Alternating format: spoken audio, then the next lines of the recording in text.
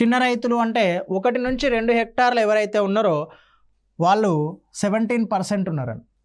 So చిన్న మధ్యతరగతి రైతులు ఎవరు ఉన్నారు అంటే 2 to 4 హెక్టార్స్ వాళ్ళు 9.6 ఉన్నారని. సో మధ్యతరగతి రైతులు 4 నుంచి 10 హెక్టార్లు వాళ్ళు 3.8% ఉన్నారు. పెద్ద రైతులు 10 హెక్టార్ల కంటే ఎక్కువ వాళ్ళు 0.8% ఉన్నారు. ఇక్కడ మనకు డైరెక్ట్గా డెఫినేషన్ అయినా అడగొచ్చు, లేదంటే వీటిని అసెండింగ్ ఆర్డర్ డిసెండింగ్ ఆర్డర్ అయినా అడగొచ్చు. మనం ఏమనుకుంటాం, జనరల్గా క్వశ్చన్ ఇచ్చినప్పుడు ఈ పెద్ద రైతులు ఎక్కువగా ఉన్నారు అని చెప్పేసి అనుకుంటాం. సో భారతదేశంలో మొత్తం పెద్ద రైతుల శాతం ఎంత? 0.8% అండి.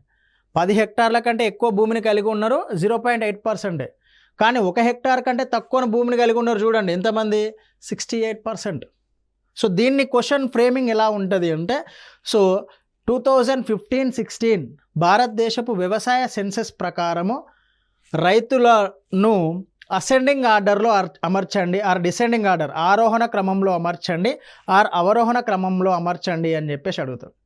ఓకే, మీకు పర్సంటేజ్ ఇవ్వకపోవచ్చు, ఆర్డర్ మాత్రం కంపల్సరీ అడుగుతారు. సో దాంట్లో ఎక్కువగా ఉన్న రైతులు ఉపాంత రైతులు. సో వాళ్ళ తర్వాత ఎక్కువగా ఉన్న రైతులు ఎవరు అంటే చిన్న రైతులు. ఇది కంపల్సరీ గుర్తుపెట్టుకోండి. ఆర్డర్ నో డౌట్ దీంట్లో నుంచి క్వశ్చన్ రావడానికి స్కోప్ ఉంది, ఆర్డర్ అడుగుతాడు. ఇంకొకటి, ఇవి ఇప్పుడు మిమ్మల్ని ఎక్కడ మిస్టేక్ చేపిస్తాడు వాడు అంటే, ఇక్కడ హెక్టార్ బదులు 1 ఎకరం అని ఇవ్వచ్చు.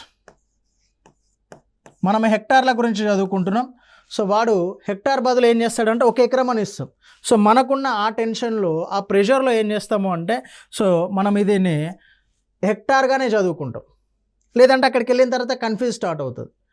సో హెక్టార్లు అని మాత్రమే గుర్తుపెట్టుకోండి. 1 హెక్టార్ కంటే తక్కువ, 2 హెక్టార్ల కంటే తక్కువ. సో హెక్టార్నే ఎగ్జామినేషన్లో హెక్టార్ లాగానే గుర్తుపెట్టుకోండి. మీకు ఇంగ్లీష్లో చదివితే ఈజీగా క్లియర్గా అర్థమైపోతుంది, పేపర్ 2 లాంగ్వేజ్లో వస్తుంది కాబట్టి. సో ఇది అసెండింగ్ ఆర్డర్ డిసెండింగ్ ఆర్డర్లో ఎక్కువగా ఉన్న రైతులు మాత్రం 100% గుర్తుపెట్టుకోండి, ఉపాంత రైతులు.